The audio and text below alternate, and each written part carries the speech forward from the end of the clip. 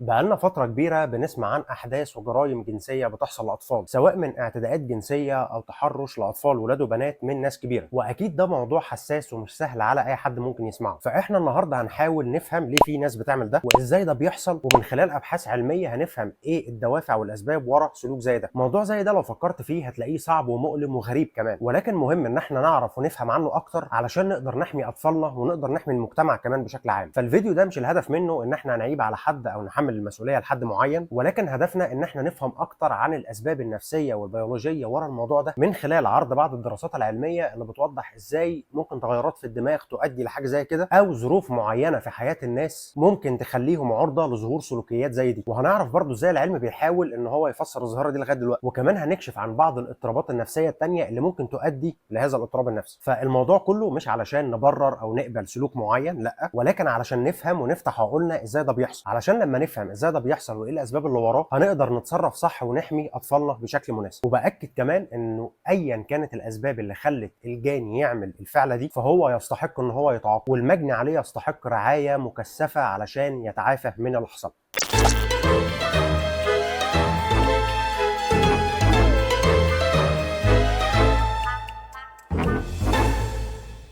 تعريف البيدوفيليا او الانجذاب الجنسي للاطفال في الدي اس ام، واللي هو الدياجنوستيك اند ستاتستيكال مانيوال اوف منتال ديس اوردرز، واللي هو ببساطه دليل بيستخدمه الاطباء والمختصين النفسيين علشان يشخصوا الاضطرابات النفسيه والعقليه. الدليل ده فيه اوصاف دقيقه لعدد كبير من الامراض والاضطرابات النفسيه زي الاكتئاب والقلق والفصام، وبيحدد المعايير والسمات الاساسيه اللي لازم تكون موجوده في الشخص ده علشان نقدر نقول ان هو عنده المرض ده. ففي الدليل ده ايه المعايير او السمات المذكوره عن مريض البيدوفيليا؟ اول حاجه ان الشخص يبقى عنده 16 سنه فيما فوق، والطفل اللي هو مهتم بيه يكون اصغر منه بحوالي 5 سنين. يعني كده الطفل اللي مجني عليه يكون عنده 13 سنه او اقل، او مرحله ما قبل البلوغ. لازم تكون الرغبات او الخيالات الجنسيه اللي موجوده عند الشخص المريض ده موجوده ل6 شهور او اكتر، وسواء الشخص اتصرف بناء على الرغبات اللي موجوده دي او لا، ولكن الرغبات دي بتخليه دايما عنده ضيق واحساس بالعار من نفسه. والتصنيف ده فيه مشكلتين. اول مشكله ان الناس اللي اتصرفت بناء على الرغبات اللي عندهم دي، يعني عملوا جريمه جنسيه ناحيه الطفل، بيتحطوا في نفس الفئه مع الناس اللي ما تصرفوش بناء على الرغبات بتاعتهم. وتاني مشكله ان الاطفال اللي في سن البلوغ مش مشمولين في التصنيف ده، يعني اللي بيكون عنده ميل لطفل بلغ او عدى مرحله البلوغ ده يعتبر مش مضطرب نفسي او بيدوفيل، ولكن اللي عنده ميل ناحيه اشخاص ما قبل سن البلوغ هو ده اللي مريض نفسي. وكمان في حاجه تانية بالنسبه للاطباء النفسيين، وهو بيبقى صعب عليه ان هو يحدد الشخص المريض اللي قدامه ده بقاله قد ايه بيعاني من الاعراض دي، وده لان الناس بتخاف تتكلم بسبب الوصمه او العار الاجتماعي اللي ممكن يلحق بيه. وعلشان كده لازم تخلي في بالك حاجه مهمه، وهو ان الابحاث اللي اتعملت في الموضوع ده اتعملت على ناس ارتكبت بالفعل جرائم جنسيه او طوعت رغباتهم ناحيه الموضوع ده. والسبب زي ما قلت لك ان الناس اللي لسه ما عملوش جريمه او شايفين ان هم ما عملوش حاجه تضر اي حد ما بيطلبوش علاج ولا بيتكلموا. طيب نيجي بقى لاسباب مرض زي البيدوفيليا. بالنسبه للاسباب المحتمله لاضطراب زي ده، وهو انه في احتمال يكون مرتبط بوجود اضطرابات شخصيه ثانيه. الابحاث لقت ان حوالي 47% من الناس اللي عندهم مرض البيدوفيليا بيكون عندهم اضطرابات نفسيه ثانيه، زي مثلا اضطراب الشخصيه المعاديه للمجتمع، هو اسمه كده. وكمان في سبب ثاني، وهو انه ممكن الشخص الجاني ده نفسه يكون اتعرض لاساءه وهو طفل. لحد دلوقتي الابحاث مش قادره تحط نسبه معينه او ترابط معين ما بين الاساءه اللي اتعرض ليها وهو طفل هتاثر قد ايه عليه لما يكبر. فبعض الابحاث بتقول ان الناس اللي اتعرضت لاساءه وهم اطفال بيكونوا اكتر عرضه لما يكبروا ان هو يظهر عليهم اعراض للبيدوفيليا، بس العلاقه دي بتكون اضعف او اقل بكتير عن الناس اللي لسه ما ارتكبوش جرائم او مش هيعملوا جرائم. كمان الرابط بين الاساءه في الطفوله وبين ان الواحد يكبر ويبقى عنده بيدوفيليا بيبقى متاثر بعوامل بيئيه ثانيه كتير، زي مثلا علاقته باهله، جنس الشخص اللي كان بيربيه، نوع الاساءه اللي تعرض ليها، سواء كانت اهمال اثناء طفولتهم او عنف جسدي او حتى اعتداء جنسي. يعني باختصار في عوامل تانية كتير بتاثر زي نوع الاساءه ومدتها، وكمان مشاكل التعلق اللي بيكونوا بالفعل مروا بيها. كل ده بيبين العلاقه ما بين وجود تاريخ اساءه اثناء ما الشخص ده كان طفل وما بين تطور مرض البيدوفيليا عنده. طبعا الخطر والعلاقه دي بتبقى اكبر عند مرتكب الجرائم الجنسيه دي عن الناس اللي لسه ما ارتكبتش. ففي النهايه هو في علاقه، بس الابحاث لسه شغاله ان هي تحدد مدى العلاقه دي. في كمان ابحاث ودراسات بتقول ان في اشخاص بيتولدوا بيبقى عندهم استعداد وراثي للبيدوفيليا، يعني مثلا زي الناس اللي بيبقى عندهم قرايب من الدرجه الاولى عندهم اصلا المرض ده، فدول بيبقوا اكتر عرضه ان هم يجي لهم مرض البيدوفيليا اكتر من ناس تانية قرايبهم مثلا عندهم مرض تاني زي الاكتئاب مثلا. طيب دلوقتي في نوعين من البيدوفيليا او من المرض ده محتاجين ان احنا نفهم الفرق ما بينهم كويس، وهو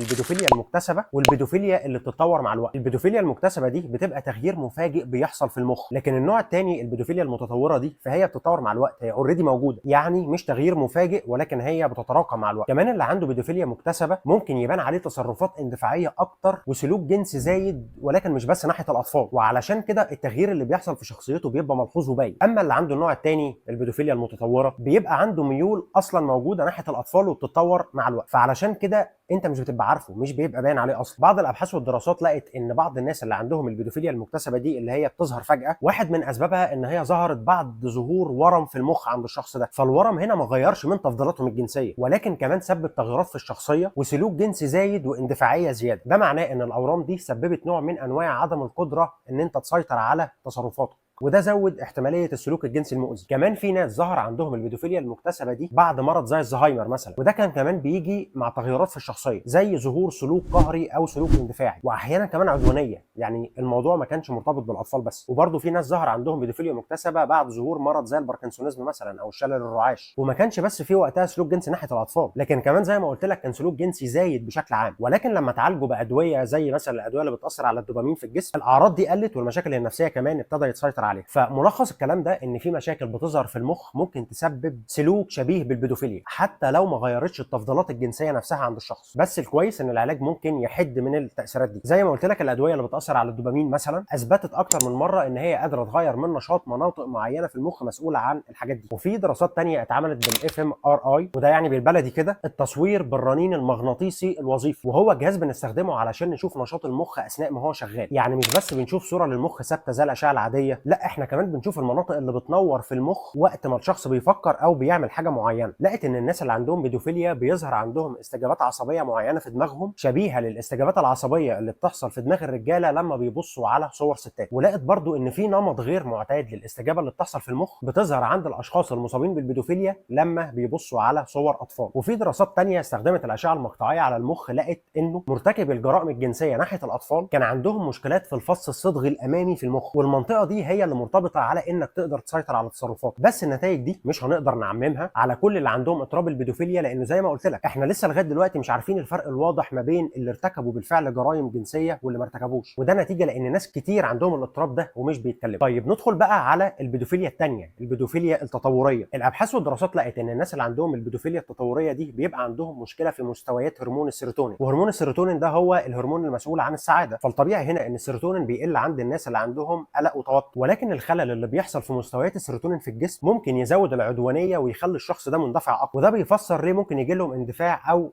اعداء ناحيه الاطفال. وفي دراسات تانية بتقول انه لما بيحصل اعتداء جنسي على الاشخاص وهم اطفال لما بيكبروا فده بيأثر على الاجزاء اللي في المخ اللي بتفسر الاثاره الجنسيه. يعني لو الطفل اتعرض لاعتداء جنسي بدري ده ممكن يغير من تطور المناطق اللي عنده في المخ اللي بتفسر الاثاره الجنسيه بتحصل ازاي، وكمان الفهم العقلي لفكره الاثاره الجنسيه اصلا، وبالتالي هيكبر وهو عنده خلل في المفهوم ده. طيب السؤال المهم هنا، هل في علاج للموضوع ده؟ في انواع من العلاج النفسي زي العلاج الديناميكي المعرفي السايكو دايناميك والعلاج المعرفي السلوكي السي بي تي. العلاجات دي بتركز على تقليل الافكار المشوهه ناحيه الجنس وكمان تغيير المعتقدات اللي موجوده اصلا عند الشخص المريض ده. في كمان برامج بتشتغل على منع الانتكاسه، يعني بتستهدف طريقه تفكير الشخص ده عن اساءه الطفل. في الحالات الشديده في ناس بتاخد علاج كيميائي اسمه الاخصاء الكيميائي، وده مش تعقيم، لا ده مجرد دواء بيقلل الرغبه الجنسيه والاثاره. بعض الدراسات بتقول ان الدواء ده بيغير طريقه استجابه الجسم ناحيه المؤثرات الجنسيه، ولكن نتائج الابحاث دي لسه مش مؤكده قوي، لانه في الاول بيبان شويه تاثير بس بعد كده بيقل. اخيرا انا عارف ان المعلومات دي كتيره، اتمنى اكون وضحت لك شويه يعني ايه اضطراب البيدوفيليا وليه بيحصل وايه اسبابه سواء من الناحيه النفسيه او من الناحيه البيولوجيه. ومهم اكد لك تاني انه مش غرض الكلام الدفاع عن الشخص ده ان هو مريض او غصب عنه ان هو بيعمل كده، لا اللي عمل الفعل ده يستحق اكبر عقوبه ممكنه، ولكن مهم ان احنا نفهم يعني ايه اصلا المرض ده وايه الدوافع اللي وراه علشان نقدر نحمي اطفالنا بالشكل المناسب. ولو الموضوع ده حرك عندك اي مشاعر سلبيه او مضايقاك، في ارقام موجوده تقدر تتواصل معاها لدعم نفسي عن الموضوع ده او انك تبلغ كمان عن لو حادثه حصلت، وكمان هتلاقيني سايب لك المصادر اللي استخدمتها علشان لو حابب كمان تطلع عليه. واخر حاجه لو عجبك الفيديو واستفدت منه ممكن تعمل شير عشان يوصل لاكبر قدر من الناس، سبسكرايب للشانل عشان تشوف كل الفيديوز الجايه.